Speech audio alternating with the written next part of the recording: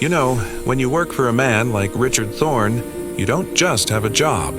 You have a life sentence made of stress and silk ties. Thorne Global wasn't just a company, it was a fortress. 70 stories of polished glass and steel cutting into the New York sky, and every single pane reflected the absolute power of the man who owned it. My name is Leo Maxwell, and I was the guy responsible for keeping that fortress secure. Head of Executive. Protection, they called me. What that really meant was that I was the human shield, the guy who took the bullet, literal or metaphorical, if anything went wrong.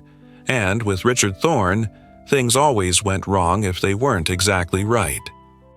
Thorne was a billionaire with a capital B, the kind of guy who didn't just walk into a room. He arrived, preceded by a cold front of expectation and fear. He didn't tolerate mistakes. He didn't tolerate delays. And on this particular Tuesday, he absolutely did not tolerate surprises. We were hours away from the biggest deal of the decade, the merger with Omnicorp. This wasn't just about money, it was about legacy. The final signing was happening in the main conference room on the 70th floor, the Sky Suite, and the atmosphere up there was so tight you could barely breathe. I was running final checks on the access points, making sure the biometric scanners were working perfectly when Thorne called me into his private office. He didn't use the intercom. He used the direct, secure line that only rang on my desk. It sounded like the voice of God, impatient and demanding. "Leo, get in here, now." I moved fast. Thorne's office was a shrine to expensive minimalism. Dark wood, a panoramic view that mocked the rest of the city, and a desk that looked like it was carved from a single glacier. He was standing by the window, hands clasped behind his back, looking less like a CEO and more like a general surveying the battlefield. "The perimeter, Leo. Talk to me." His voice was low, but it had an edge that could slice through steel. "Mr. Thorne, the building is locked down. Every entrance, every elevator shaft, every vent. The Omnicorp team is being vetted now. No unauthorized access above the 60th floor. We have full counter-surveillance active." Thorne nodded once, a sharp, dismissive motion. "Good. Now listen to me very carefully." He turned, his eyes, cold, blue, and utterly ruthless, locking onto mine. "I have been receiving strange inquiries, distractions. Certain parties trying to use unorthodox means to gain my attention before this signing." I knew what he meant. People always tried to sneak in proposals, petitions, or half-baked ideas before a big deal, hoping the visibility would get them noticed. "Specifically," Thorne continued, his voice dropping slightly, "there is a situation I want handled preemptively. I had a tip, an annoyance." He leaned over his desk and pointed at a monitor displaying a live feed from the ground floor lobby. A lobby that was usually immaculate and silent, but currently featured a minor disturbance. "See that?" he asked, tapping the screen. I zoomed in slightly. Near the main security desk, a young girl was talking to Officer Jenkins, one of our toughest guards. She looked maybe 10, maybe 11 years old. She had messy brown hair pulled back in a loose ponytail, a slightly oversized, worn denim jacket, and she was clutching a large, battered portfolio case to her chest like it held the secrets to the universe. "Yes, sir, a juvenile attempting to gain access," I confirmed, already reaching for my comms to tell Jenkins to escort her out immediately. Thorne held up a hand, stopping me cold. Don't alert Jenkins that I'm watching. I want you to understand the severity of this. That child, Leo, represents a calculated attempt at emotional manipulation. I received a cryptic message earlier today referencing a personal delivery that could change everything. It's nonsense. It's a plant. A distraction meant to throw me off my game.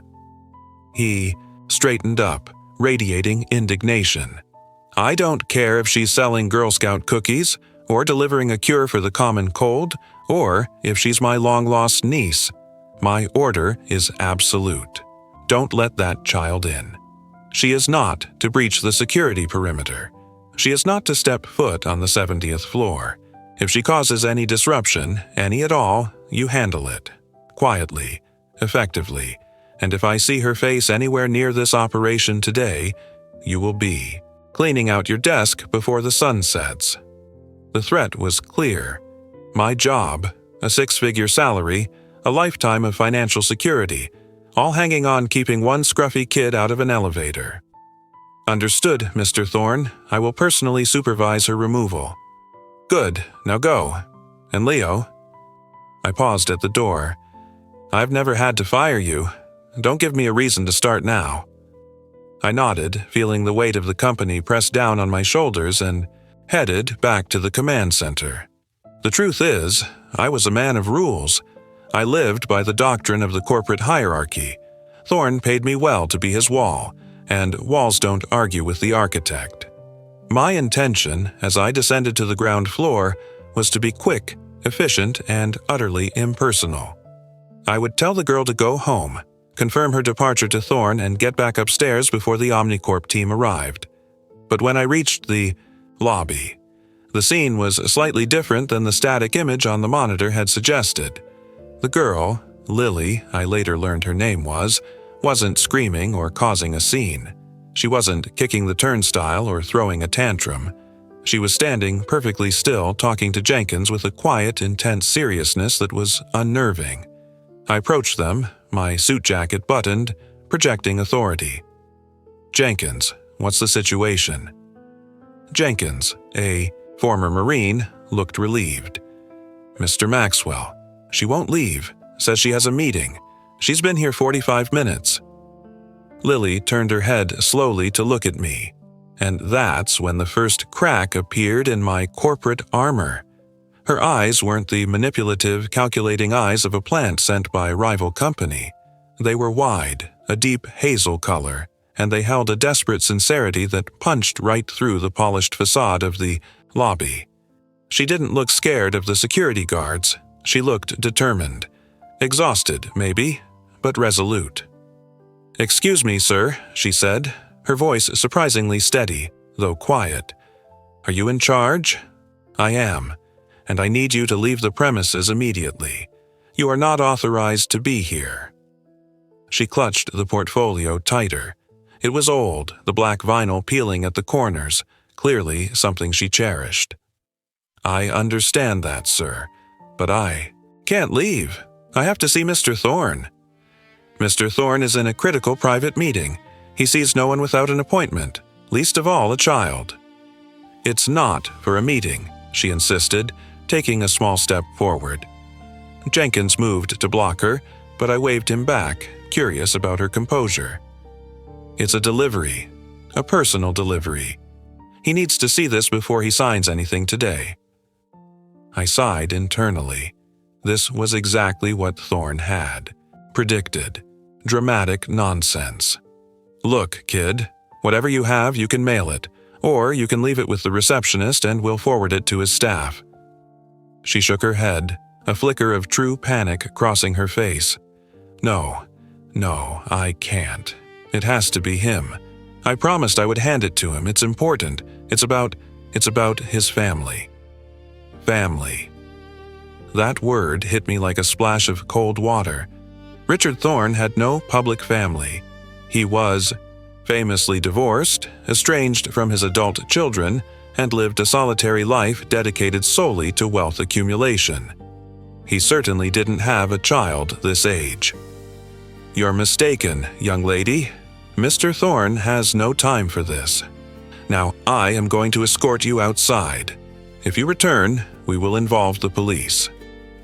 I put a firm but gentle hand on her shoulder, intending to guide her toward the revolving doors. She didn't resist, but she looked up at me, her eyes pleading. "Please, sir, just look at the cover. Just the cover. If you see it, you'll know I'm telling the truth." I hesitated. Thorne's orders were ringing in my ears. Don't let that child in. But the simple act of looking at a portfolio cover wouldn't violate the perimeter. It was just a glance. "Fine," I said, annoyed at myself for giving in even this small amount. "Show me the cover. Make it fast." She immediately set the portfolio. down on the marble floor and carefully opened the two small clasps. She didn't open the case itself, just the cover flap. The inside of the cover wasn't lined with silk or velvet, as a professional presentation case would be. It was lined with a child's drawing, a crayon drawing, taped haphazardly to the vinyl. It was a crude but recognizable portrait of Richard Thorne. He was drawn with big, smiling eyes, a huge, slightly lopsided head, and a bright red tie. Next to him was a woman, also smiling, and a small figure, presumably Lily, holding their hands. Underneath the drawing, written in shaky, childlike script, was one word: home. My chest tightened. It was a clear, innocent plea for connection. It was also undeniably personal. "What is this?" I asked, my voice much softer than before. "It's the first page," Lily whispered. "It's what my mom drew after she met him. She said she wanted him to know what he looked like when he was happy. The rest of the portfolio. It's what she's been working on." "And who is your mother?" "She passed away last month," Lily said, the simple statement delivered without melodrama, just a raw, factual sadness that was far more devastating than tears. "She worked on this project for him for 10 years. She said it was the only thing that could save his company. She told me, 'Lily, you have to get this to him before he signs the Omnicorp deal. It will ruin everything if he signs it.' She made me promise. The Omnicorp deal, the merger of the decade. Ruin everything. I looked from the crayon drawing back to Lily. Her mother had worked on a project for 10 years, believing it could save Thorne's company.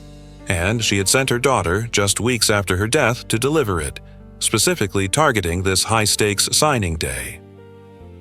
Thorne had called this emotional manipulation. But if this was manipulation, it was the most heartbreaking, genuine kind I had ever witnessed. My mind raced. If I sent her away, and she was right, if this portfolio contained something critical that invalidated the Omnicorp merger, I wouldn't just be fired. I'd be responsible for destroying Thorne Global. But if I let her up, and Thorne saw her, I was absolutely 100% fired.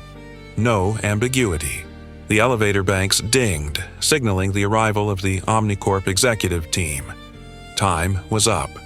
I made a split-second decision that felt less like a choice and more like a fall off a cliff. "Jenkins," I said, my voice low and urgent. "Call the 70th floor receptionist. Tell her I'm bringing up a high-priority last-minute security report. Tell her to have the hallway cleared." Jenkins looked confused. "Mr. Maxwell, sir? The boss said—" "I know what the boss said," I snapped, instantly regretting the volume. I lowered my voice again. "This is a security issue, Jenkins, a potential threat to the integrity of the merger. I need to vet this immediately. Keep this floor clean." I turned to Lily, grabbing the portfolio before she could. "Listen to me, Lily. You are coming with me, but you are going to be silent. You are not going to move.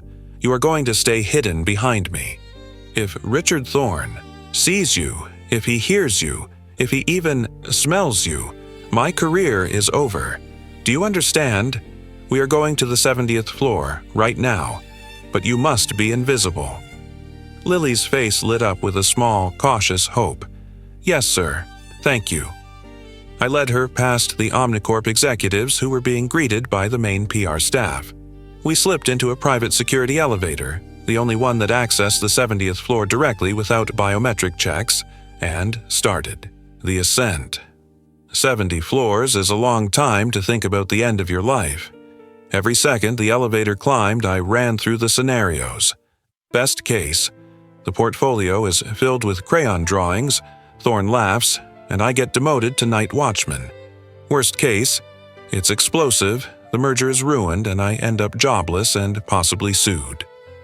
As the elevator doors opened onto the 70th floor, the tension hit me like a physical wave.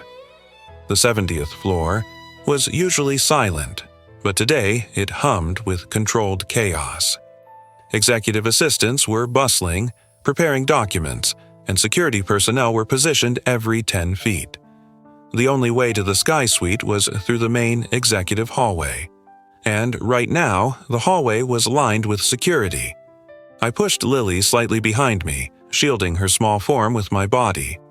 I walked with purpose, trying to look like a man on an urgent mission, not a man smuggling a preteen into a confidential corporate signing. High-priority security breach alert, I muttered to the first guard we passed.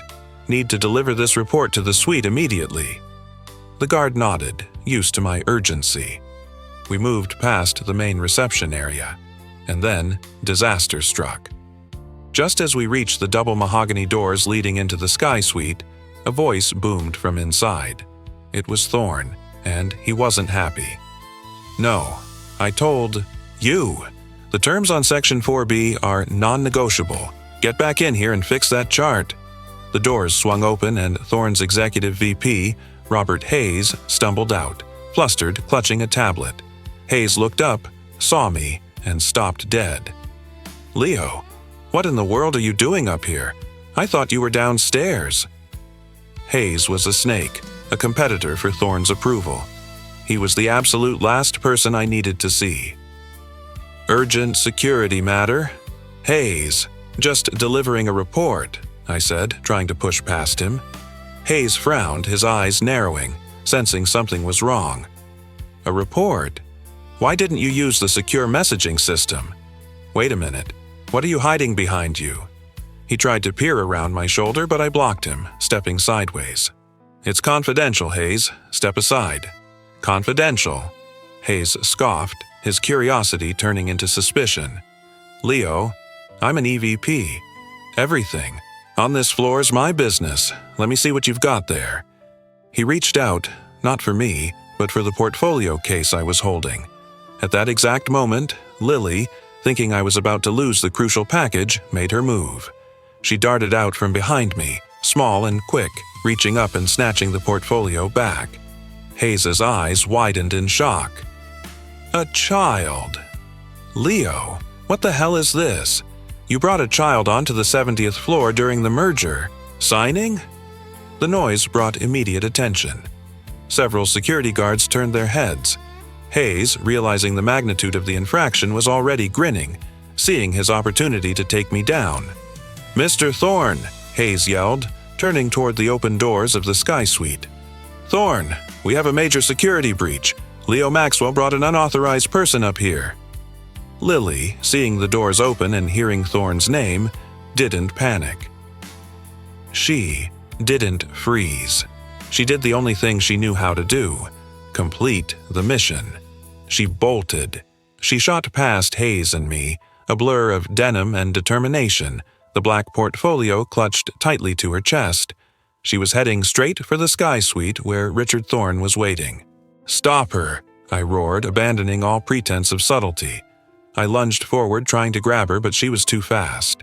Hayes was yelling, the guards were scrambling, and the chaos was immediate and absolute.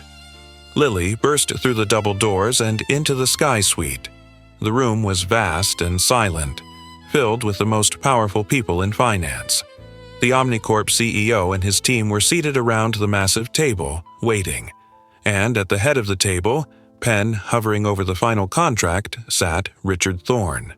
He looked up, startled by the noise, his face transforming instantly into a mask of pure, murderous rage, when he saw the small figure standing in the doorway.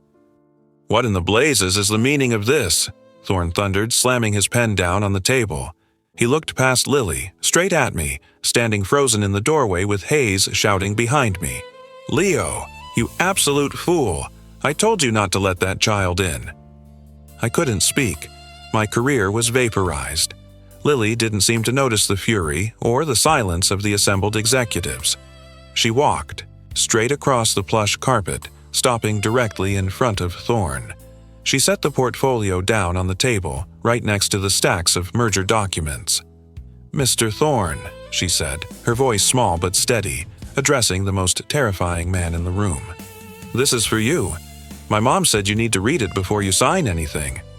Thorn stared at the portfolio, then at Lily, then at me. His face was white with disbelief and fury. Get her out. Of here! "Now!" he yelled, slamming his fist on the table. I rushed forward, ready to grab Lily and accept my fate. But just as I reached the table, the Omnicorp CEO, a heavy-set man named Mr. Peterson, leaned forward, intrigued. "Wait, Richard, what is this? A publicity stunt? Who is this girl?" Thorne was too furious to answer. He reached out to sweep the portfolio off the table, intending to throw it across the room. But Lily was quick. She reached out and held his hand gently, stopping him. "Please, Mr. Thorne, it's called Project Phoenix. It's 10 years of work. She said it's the only thing that proves the Omnicorp deal is based on a lie." The word lie hung in the air, thick and dangerous. The Omnicorp CEO, Peterson, suddenly looked very uncomfortable. He started to rise from his chair.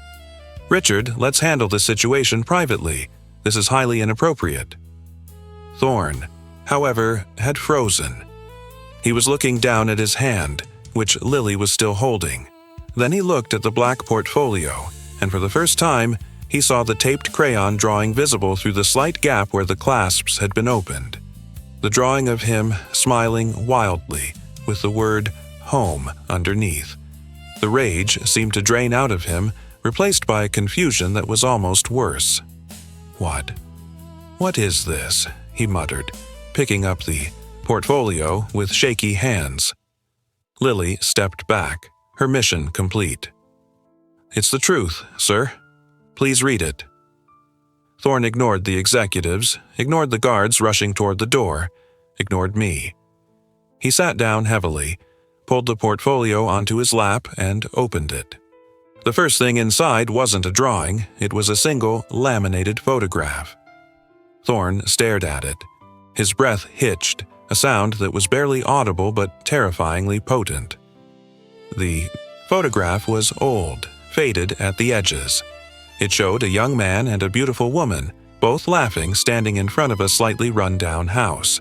The young man was undeniably Richard Thorne, 30 years younger, without the hard edges that defined him now.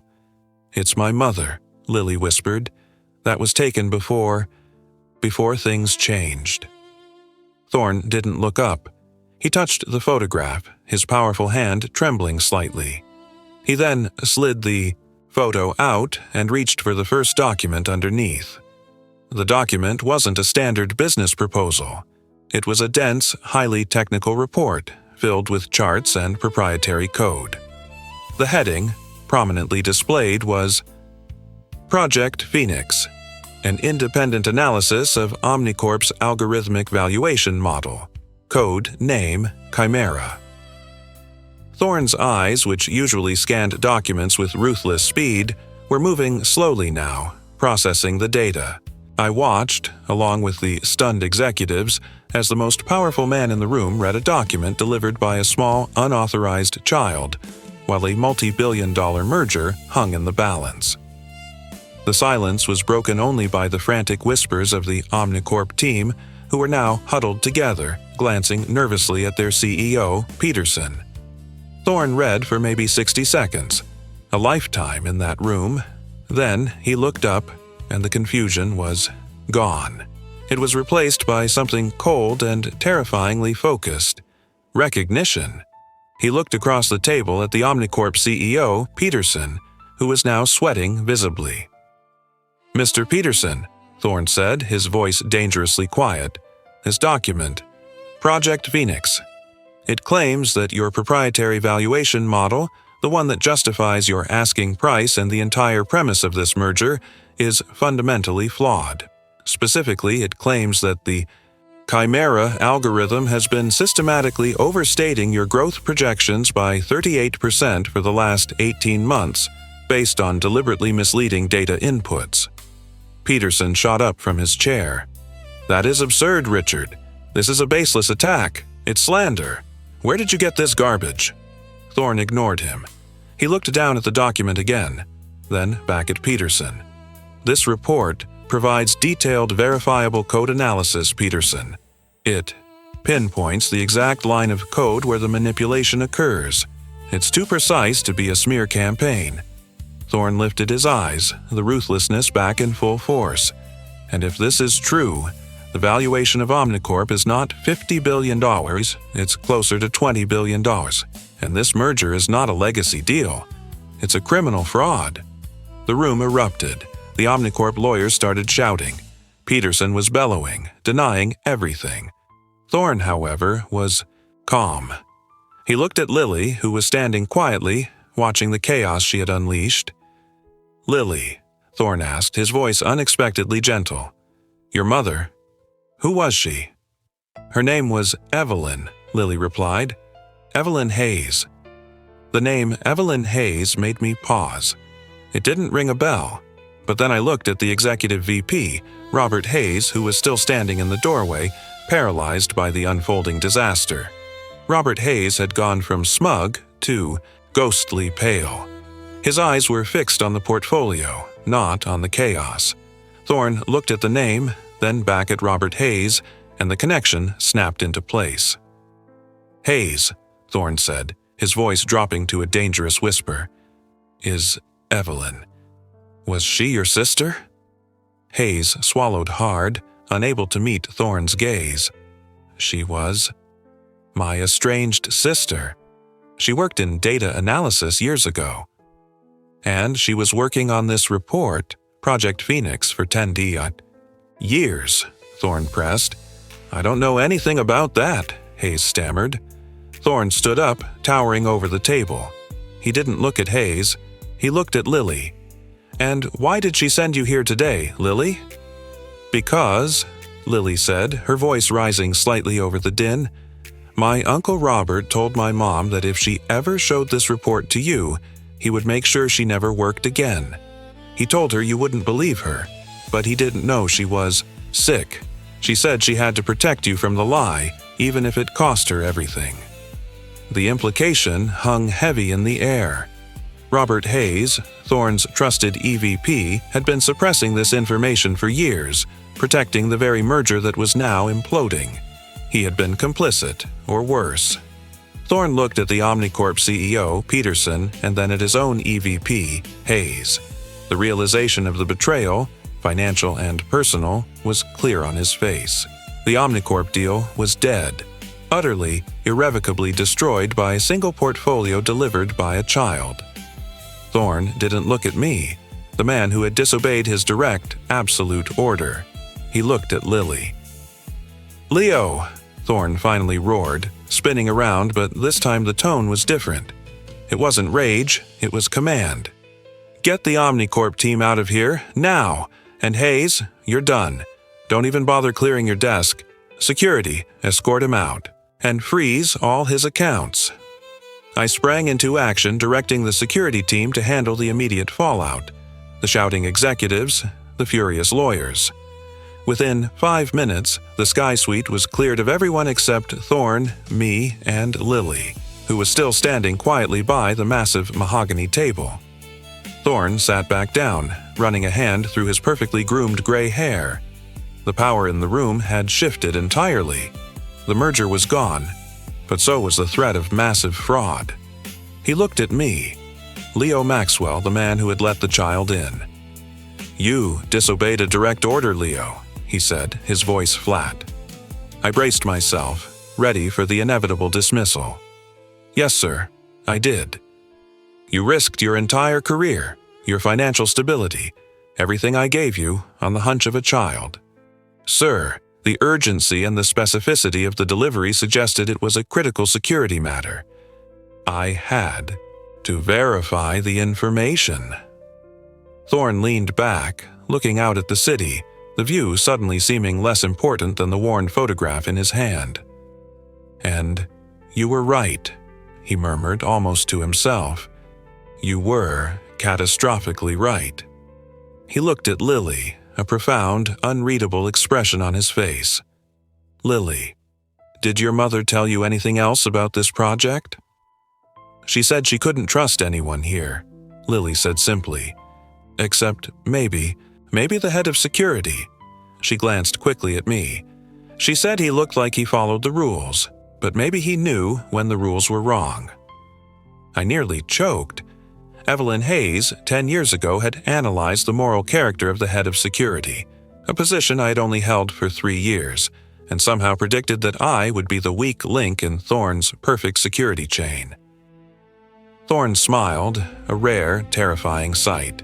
It wasn't a happy smile. It was the smile of a predator who had just survived a trap. "Leo," Thorne said, folding the Project Phoenix report neatly, "you just saved Thorne Global from a $50 billion disaster and exposed a massive internal conspiracy. You are not fired. You are promoted. Effective immediately, you are my chief of staff. You report only to me." I stared at him, dumbfounded. Chief of staff? That was the second highest position in the company. "But, sir, I let her pass the barrier. I violated protocol." "Protocol would have cost me everything," Thorne countered sharply. "Your judgment saved the company. Now go handle the press fallout. Tell them the Omnicorp merger is terminated due to unforeseen structural deficiencies. Use those exact words, and call my personal chef. Tell him to prepare a meal for 2. Something simple. We have a lot to discuss." He looked at Lily.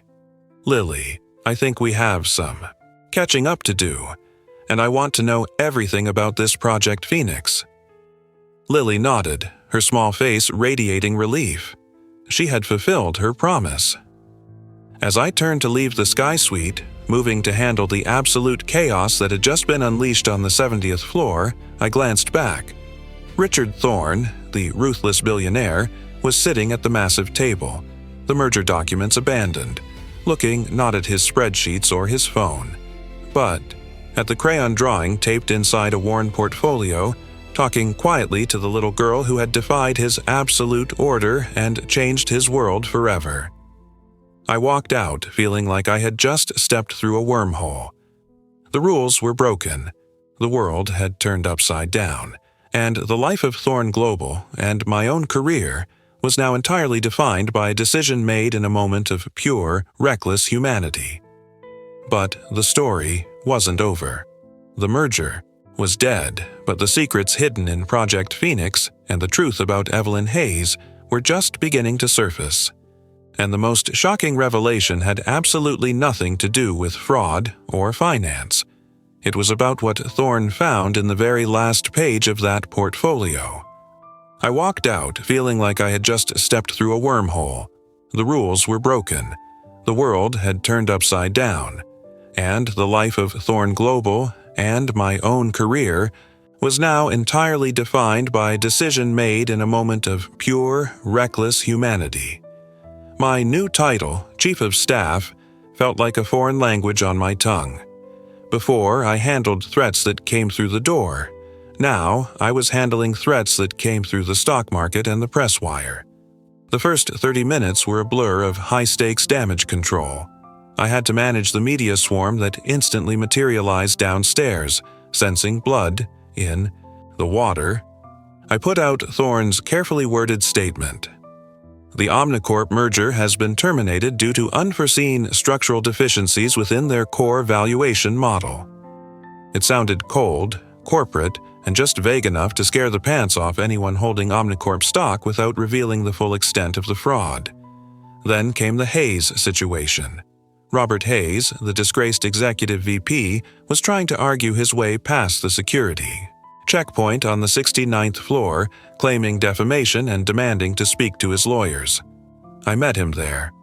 "You don't get a lawyer, Hayes," I told him, my voice flat. "You get an internal audit, a full asset freeze, and the FBI knocking on your door by morning. Fraud of this magnitude is a federal matter. Clear your personal effects and leave the building now, under escort." Hayes, who was usually impeccably tailored and arrogantly composed, was sweating through his silk shirt. "Maxwell, you idiot!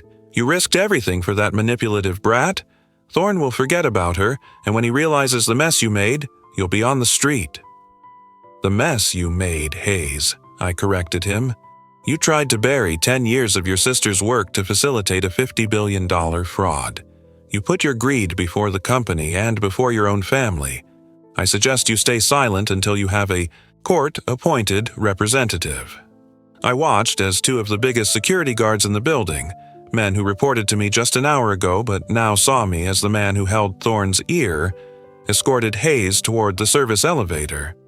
As the doors closed, Hayes shot me a look of pure, toxic hatred. I knew then that my life, even with the promotion, was going to be complicated. The chaos subsided, replaced by the deep, unsettling silence of a corporate headquarters after a major explosion. I delegated the rest of the immediate cleanup, freezing Omnicorp negotiations, notifying the board, and then I made my way back to the 70th floor. I needed to see Thorne. I needed to understand what was happening, not just for the company but for my own sanity. I still held the title of Chief of Staff, but I felt like a spy in my own life. When I entered the Sky Suite, the scene was profoundly different from the high-tension corporate standoff I had left. Thorne was still sitting at the conference table, but he had pushed aside the technical documents of Project Phoenix. He was focused entirely on Lily. Lily was sitting in the massive leather executive chair next to him, her small legs dangling inches above the floor. She was sipping a glass of iced lemonade that the personal chef had rushed up, a detail so mundane it felt surreal. Thorne wasn't talking about algorithms or valuations. He was talking about Evelyn. "The first drawing," Thorne was saying quietly, gesturing toward the crayon portrait taped to the portfolio cover. "The one with the big red tie. Where did she draw that?" Lily looked at the drawing. "She said she drew it right after she met you. She was working here downstairs as a data entry temp. She spilled coffee on you in the lobby." Thorne closed his eyes for a moment, a flash of memory crossing his face. The worst tie I ever owned. A ridiculous crimson monstrosity. He paused, then opened his eyes, a flicker of genuine warmth in them. "I remember. She was terrified. And she kept apologizing, trying to blot it with a napkin. She said you didn't fire her," Lily continued. "You sat down with her and talked for an hour about algorithms. She said you saw things in data no one else did." "Evelyn was brilliant," Thorne admitted, running a finger along the edge of the old photograph of them together. "She was quiet, sharp, and utterly incorruptible. She was too good for this place. I told her that. I told her to go finish her degree, get out of the city and find a place where she could use that mind." He didn't mention the nature of their relationship, but the intimacy of the memory was clear. He had seen something special in Evelyn Hayes, enough to remember a spilled coffee and a terrible tie 30 years later. He picked up the stack of papers again. Project Phoenix. It was a masterpiece of forensic accounting and data analysis, meticulously detailing how Omnicorp had built their entire $50 billion empire on smoke and mirrors. Evelyn hadn't just exposed the fraud, she had built a countermodel to prove it. 10 years, Thorne muttered. She worked on this for 10 years, knowing what it meant. Knowing her own brother was involved. She said Uncle Robert was the only one who believed her work was important, but he wanted to use it for himself, Lily explained, finishing her lemonade. He told her she was crazy when she said she was going to bring it to you. Thorne shook his head. Evelyn knew the stakes. She knew that exposing Omnicorp would make her the target of some very powerful people. She protected this data fiercely. He went through the last few pages of the technical report, the final appendices and data visualizations. Then he reached the very last page, which was thicker than the rest. It wasn't a page of code or a chart. It was a standard sealed envelope, tucked into a pocket of the portfolio liner, hidden beneath the technical report. The envelope was brittle with age and addressed simply in elegant script to Richard. Thorne looked at the envelope, looked at Lily. He looked at me, standing near the doorway, observing this transformation. "Leo," he said, his voice husky, "close the door and make sure the line to my personal assistant is cut. No interruptions." I did as instructed, sealing us inside the vast suite. The silence returned, heavy with anticipation. Thorne carefully broke the seal on the envelope. He pulled out 2 items. The first was a folded piece of paper, a handwritten letter. The second was a small, official-looking document, folded twice. Thorne unfolded the letter first. His eyes scanned the familiar handwriting, and as he read, the color slowly drained from his face. The ruthless mask of the billionaire didn't just crack, it shattered. He began to tremble slightly. He didn't make a sound, but his breathing became shallow and ragged. He read the letter twice, his gaze lingering on the signature. When he finally looked up, his eyes were glistening. He looked straight at Lily, who watched him with innocent concern. "Lily," he asked, his voice barely a whisper, thick with emotion. "When your mother passed, did she tell you anything about me? About her life?" Lily nodded seriously. "She said you were the kindest man she ever met. She said you changed her life. But she said you were too busy to know about me." Thorne closed his eyes again, burying his face in his hands for a long moment.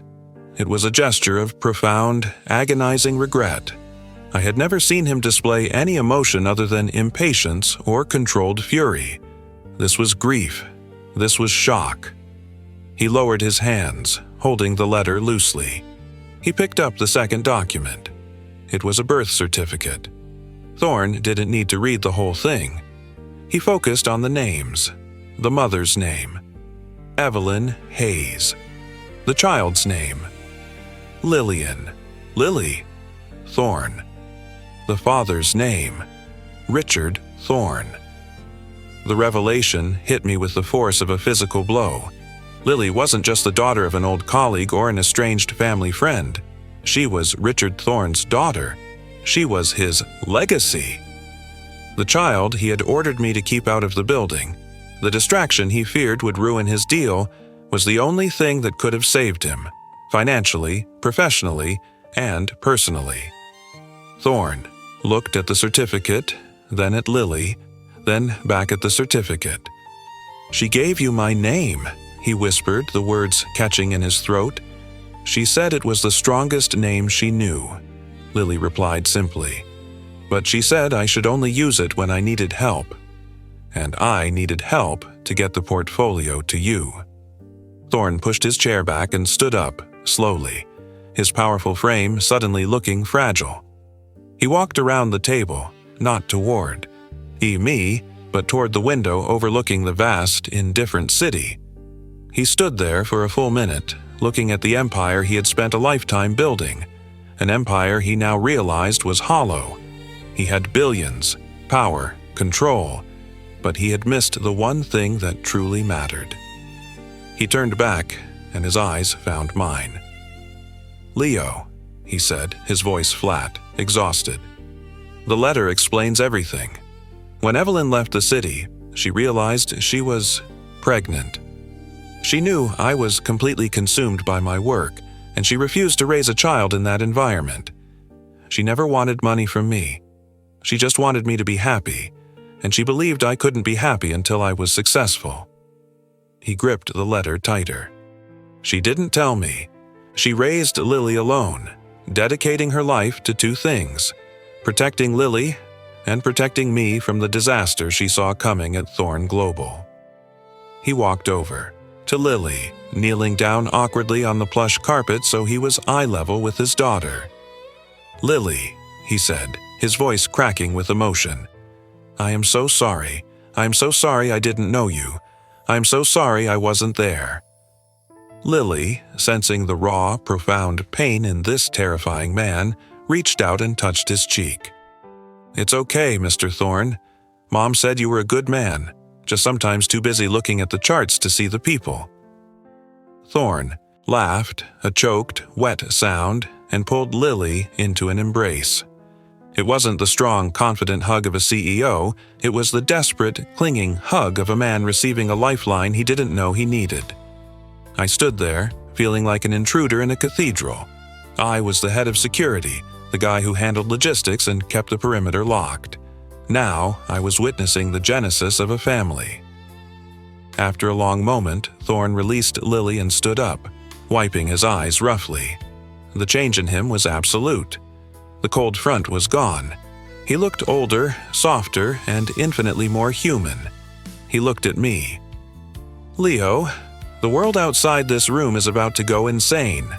The board, the press, the SEC, the FBI, they're all going to be here by tomorrow morning. I need to be focused on two things: securing the company's future and securing Lily's future. Understood, sir, I said, finally finding my professional footing again. We need to prepare a comprehensive response.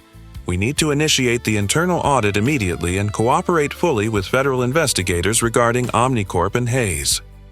Exactly, Thorne said, folding the birth certificate and placing it carefully back in the envelope.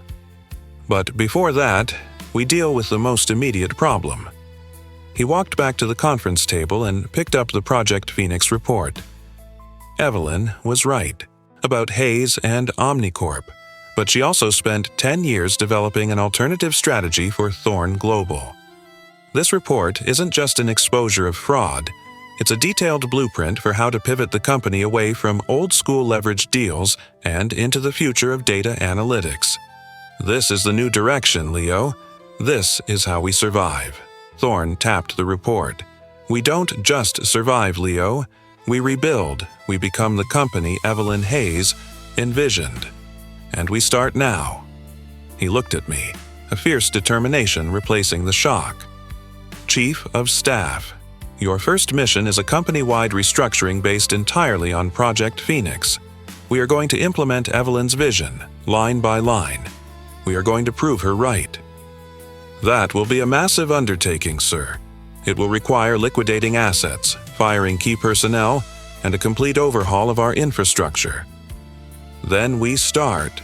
Liquidating, firing, and overhauling, Thorne stated. We have no choice.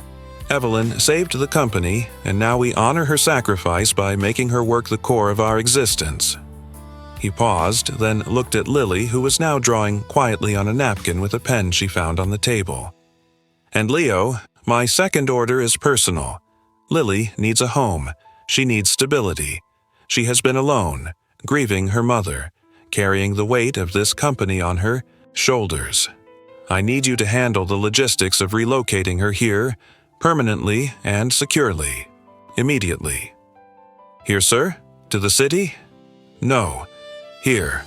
Thorne gestured vaguely toward the massive residential penthouse that occupied the top floor above the Sky Suite, which he rarely used. She stays with me, today. I'm not letting her out of my sight. I felt a genuine smile spread across my face for the first time in years. The cold, impenetrable fortress of Richard Thorne was finally letting something warm inside. I will handle the residential security and logistics immediately, sir. We will need a trusted personal aide for Lily, a temporary tutor, and a full security detail 24/7. Excellent. And Leo, one more thing about the rules. I braced myself. Thorne gave me a look that was almost paternal. You broke the rules today, and it saved my life. I hired you to be a wall, but you showed me you can be a judge. From now on, your job isn't just to follow orders, it's to use that judgment. If I give you an order that feels fundamentally wrong, I want you to challenge it. I need someone who sees the human element I miss. This was a complete reversal of everything I had known about working for Richard Thorne. The man had changed, fundamentally and irreversibly, thanks to a crayon drawing and an 11-year-old girl. I understand, Mr. Thorne, I said, feeling the immense gravity of my new responsibility. Good. Now go. Start the cleanup. I need a quiet hour with my daughter. I nodded and turned to leave the suite. As I reached the doors, I heard Thorne's voice again, softer this time. And Leo?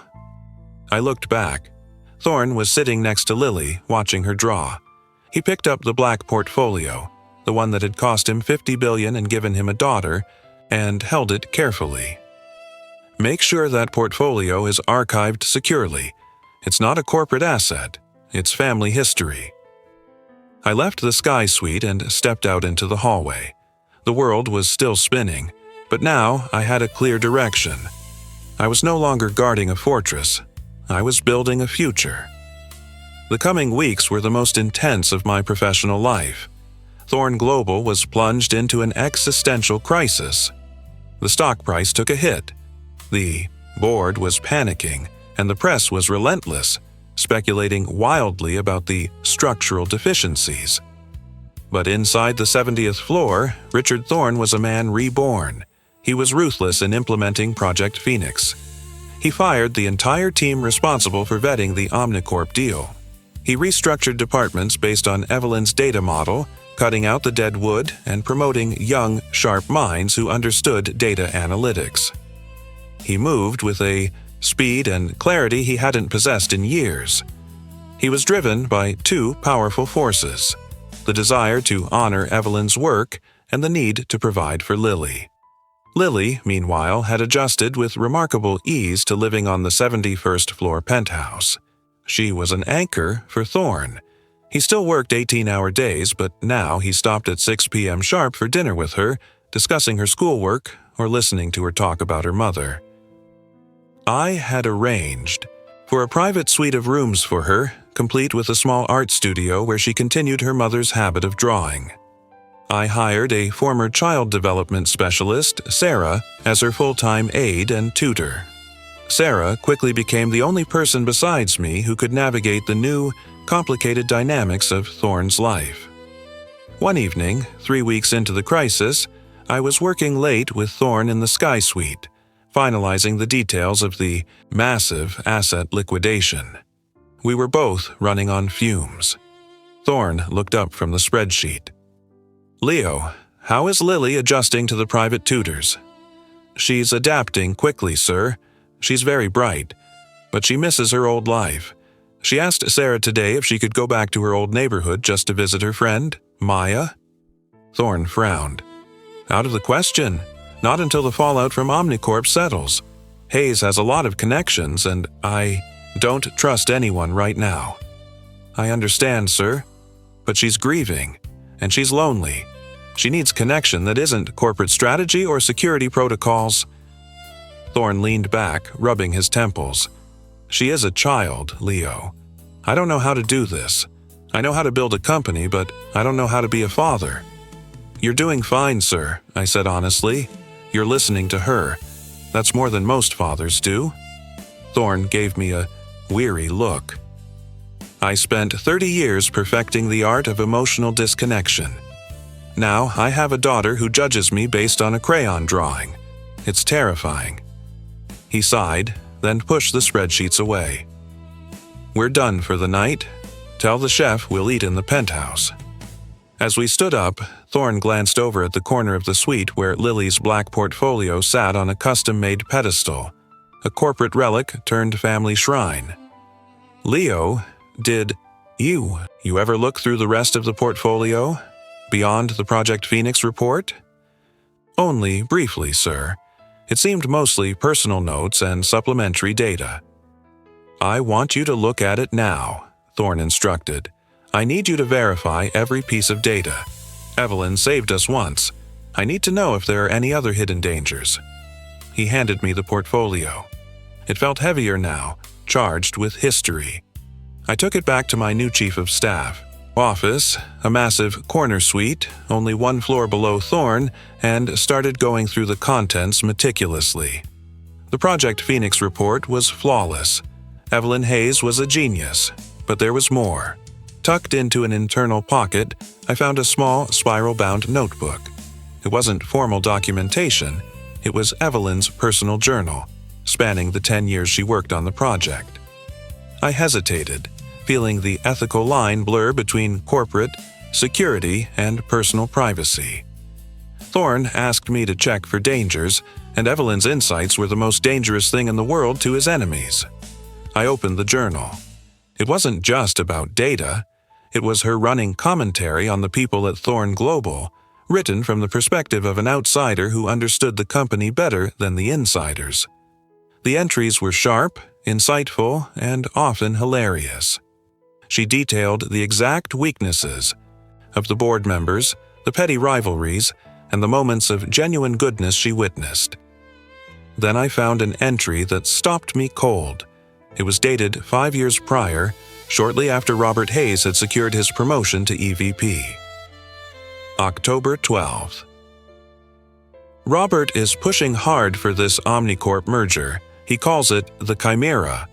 I told him it was poison, mathematically unsound, and built on fabricated projections. He laughed at me. He said Richard Thorne only cares about size and speed, not integrity. He said if I ever showed Richard my work, he would make sure I was ruined. But Robert is not the only problem. He's just a symptom.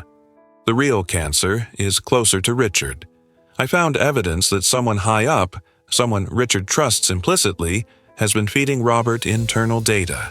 It's not just fraud, it's sabotage. Sabotage. Not just Robert Hayes and Omnicorp. Someone else inside Thorne Global, working against the company. I flipped through the next few pages, looking for a name, a hint. Evelyn wrote in code sometimes, referring to people by their initials or nicknames. March 4th. He calls himself the Architect. He's been here forever. He knows every shadow, every weakness. He's the reason Robert is so confident. The Architect is ensuring the Omnicorp deal goes through because it benefits his own long-term financial structure. If the merger collapses, the Architect's private dealings are exposed. June 19th. I have the proof. It's a shell company in the Cayman Islands, controlled by the Architect. If Richard signs the Omnicorp deal, the Architect walks away with hundreds of millions in offshore profits, and Richard gets a worthless company. I felt a chill crawl up my spine.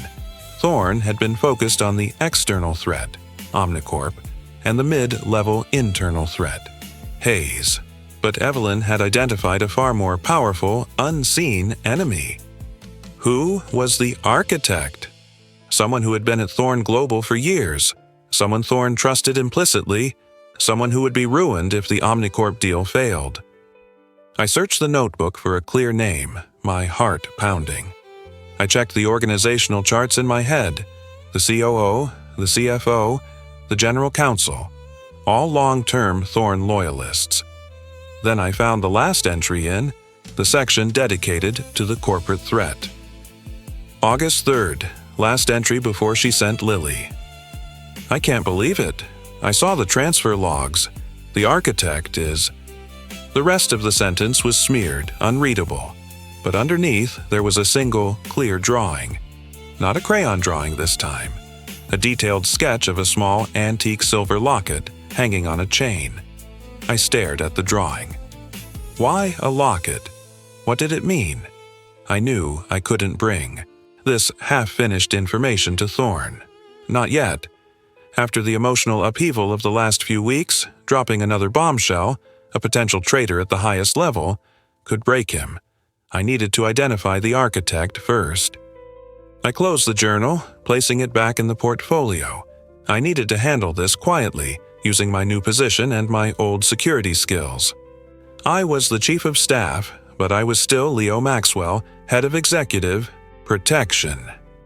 And now I was protecting not just Thorne Global, but Lily Thorne and the legacy of Evelyn Hayes.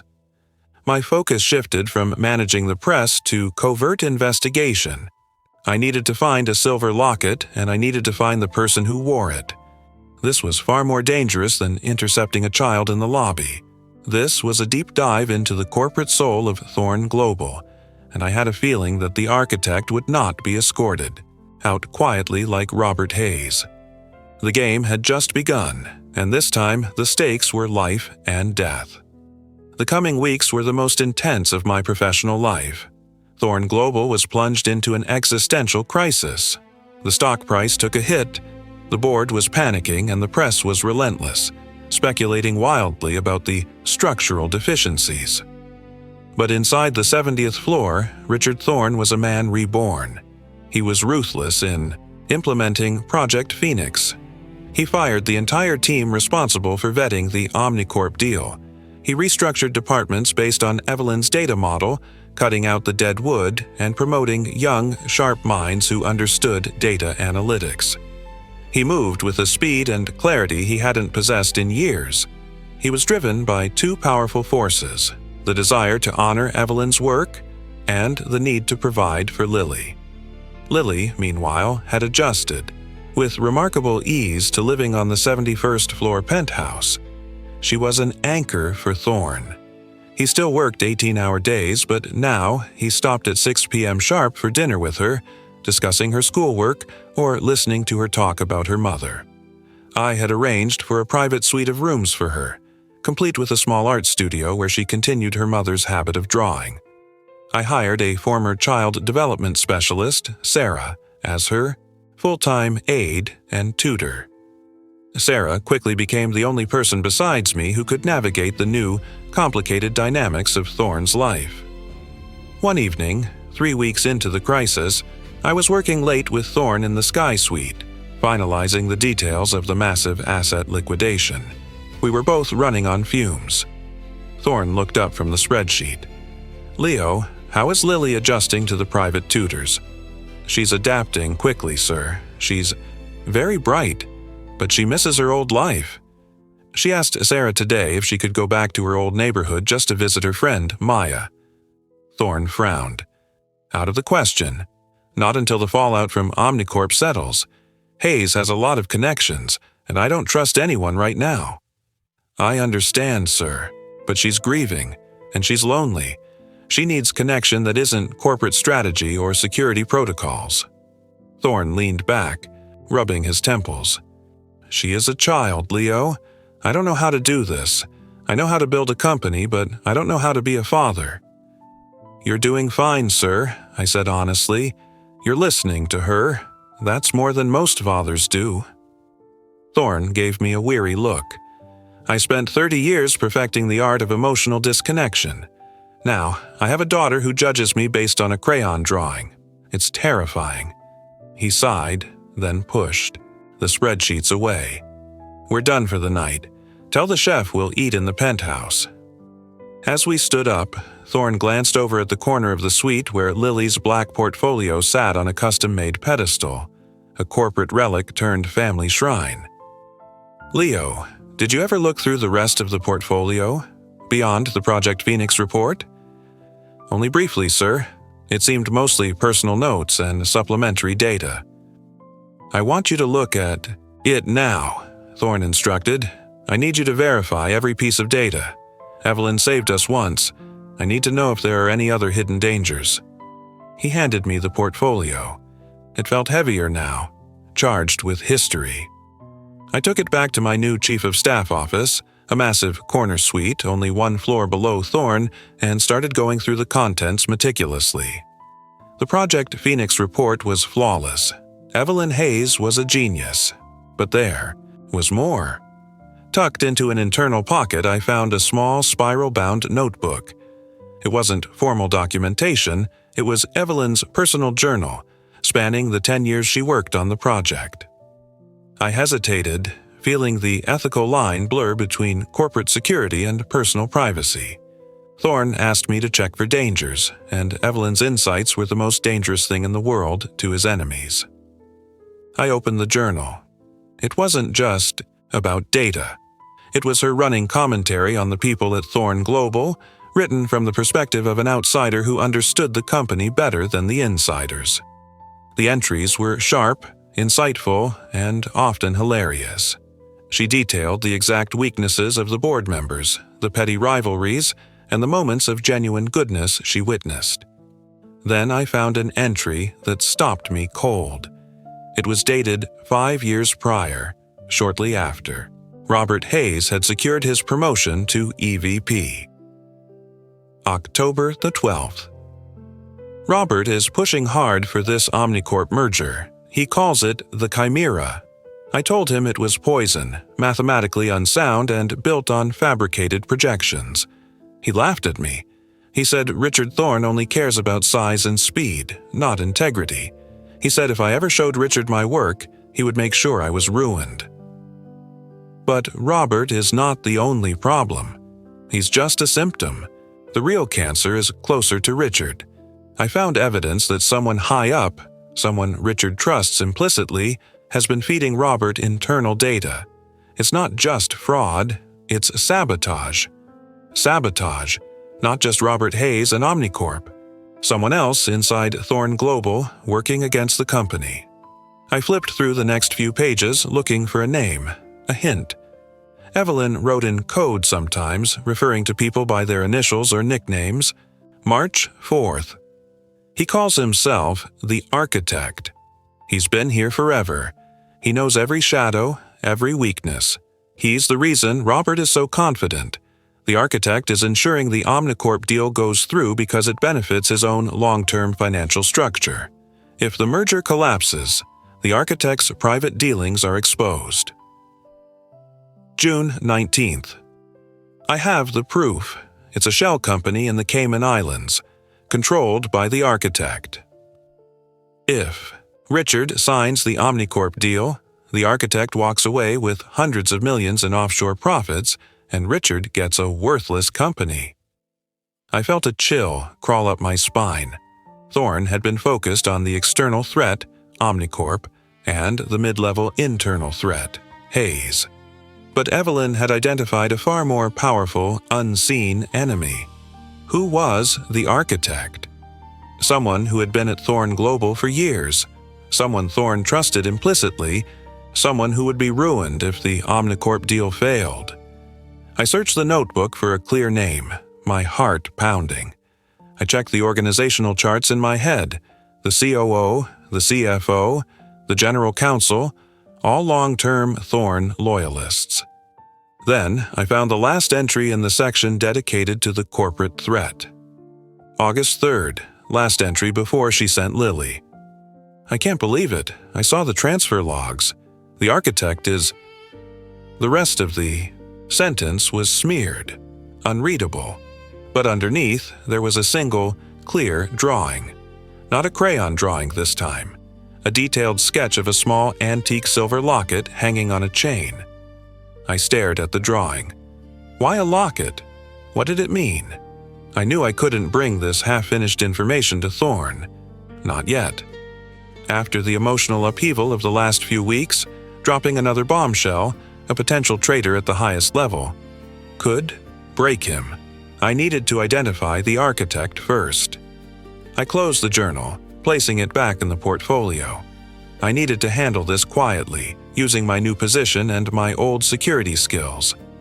I was the Chief of Staff, but I was still Leo Maxwell, Head of Executive Protection. And now I was protecting not just Thorn Global, but Lily Thorn and the legacy of Evelyn Hayes. My focus shifted from managing the press to covert investigation. I needed to find a silver locket, and I needed to find the person who wore it. This was far more dangerous than intercepting a child in the lobby. This was a deep dive into the corporate soul of Thorn Global, and I had a feeling that the Architect would not be escorted out quietly like Robert Hayes. The game had just begun. I spent the next 2 days running background checks and cross-referencing every high-level executive against the shell company. Information Evelyn had mentioned. Nothing came up clean. These people were too smart, too practiced at burying their assets. I realized I wasn't going to find the answer in a database. I had to find the locket. I set up a small, mandatory emergency meeting in the Sky Suite conference room. The invitation was only sent to the 4 longest-tenured executives: the Chief Financial Officer, CFO, the Chief Operating Officer, COO, the General Counsel, and myself. Thorn would be observing, but silent, listening in from his private office via the secure sound system. The tension in the room was palpable when the 3 executives arrived. They knew this meeting was about the future of the company, but they didn't know it was about their past. "Thank you for coming on such short notice," I said, standing at the head of the table where Thorn had signed, or almost signed, his fate. "As the Chief of Staff, I am leading the internal investigation into the structural deficiencies of the Omnicorp deal. We have already arrested Robert Hayes, but my internal security report suggests this was not a solo operation." I watched their faces closely. The COO looked nervous. The CFO looked defensive.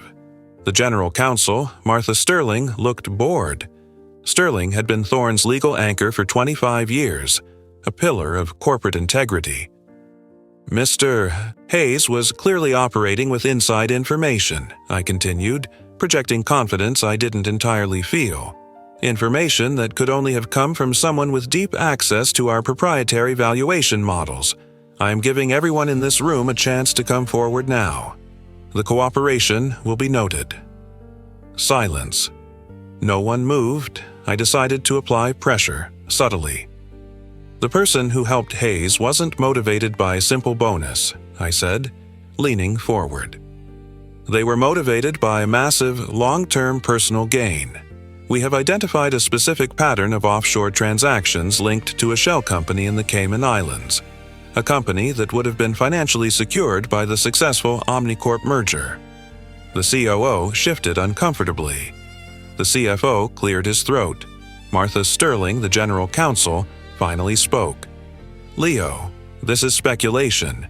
You are accusing high-ranking officers based on the ramblings of a disgraced EVP. We have been loyal to Richard for decades.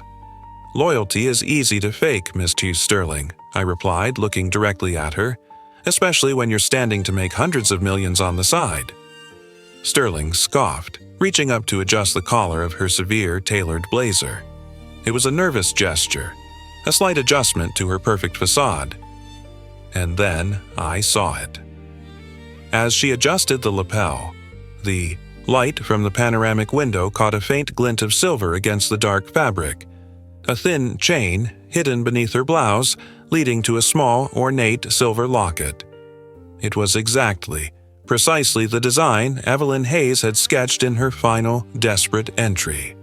The architect, the person who had guaranteed the legal viability of the fraudulent merger for years, waiting for the massive payout. The one Thorne trusted most implicitly in legal matters. My heart hammered against my ribs. I had to expose her now. Ms. Sterling, I said, my voice dropping to the cold, controlled tone I used when I was about to subdue a threat. I need to ask you about your personal finances, specifically the holdings in a company called Apex Structures, registered in Grand Cayman. Sterling's composure finally fractured. Her eyes flashed with panic, then quickly turned to rage. You have no right to pry into my private affairs, Maxwell. You were a security guard an hour ago. You are overstepping your bounds, and I demand to speak to Richard immediately.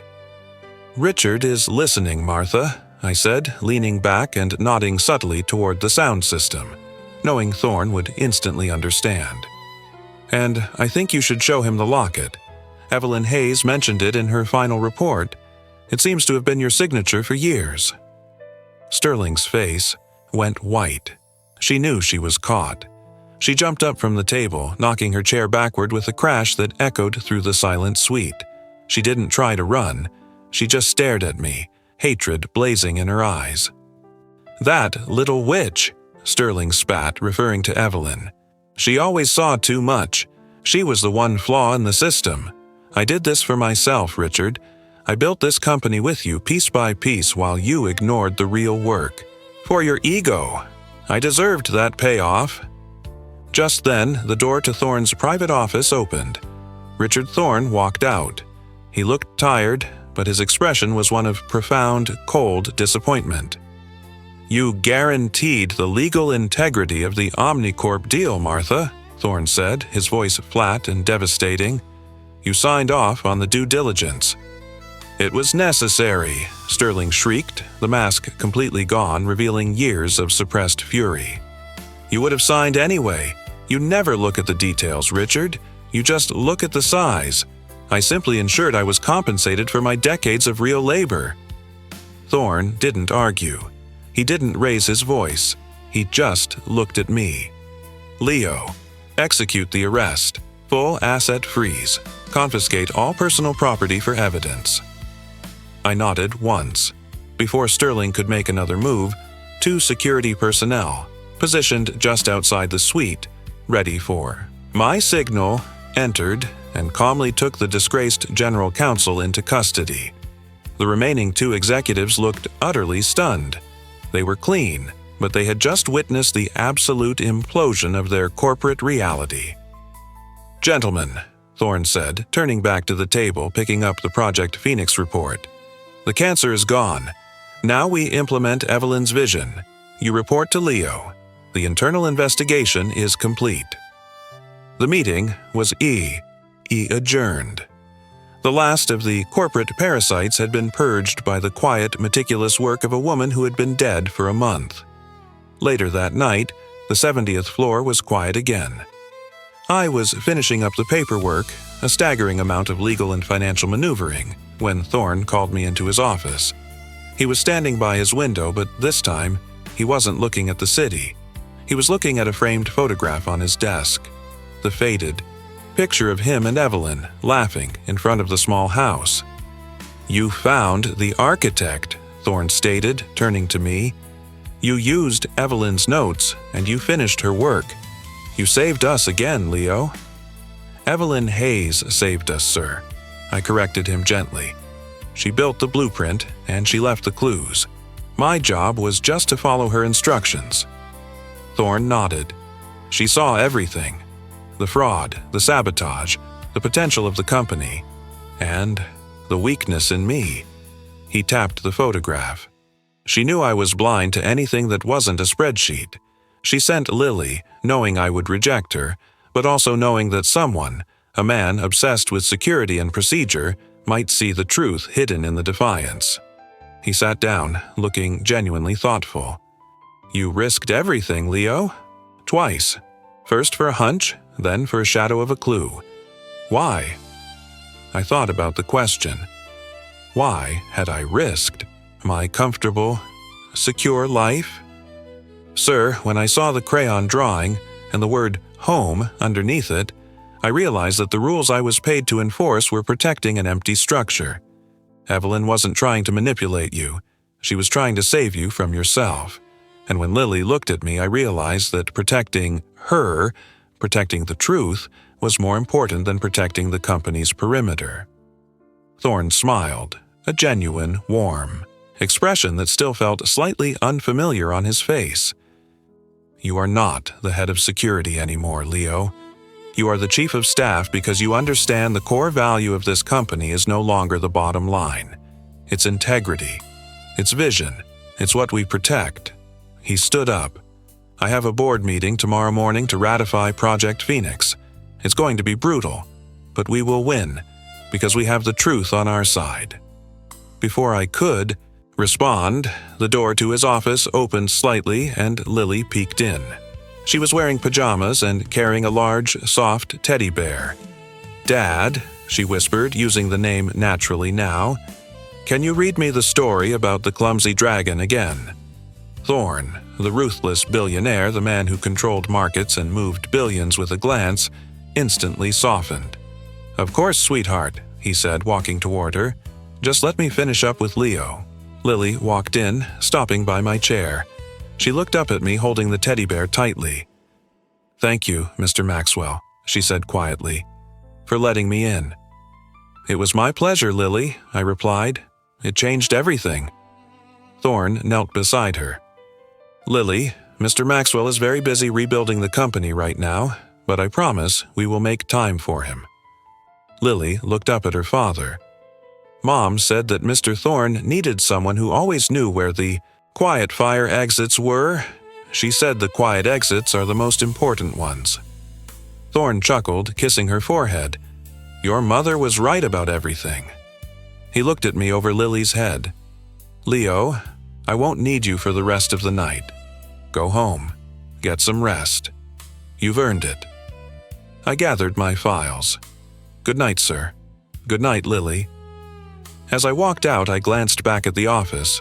Richard Thorne, the man who had always been alone on the 70th floor, was sitting in his massive chair, Lily curled up next to him reading a children's book about a clumsy dragon. The empire was in chaos, the stock market was reeling, and he was finally, completely at peace. I took the elevator down, 70 stories, feeling the quiet satisfaction of a job profoundly well done.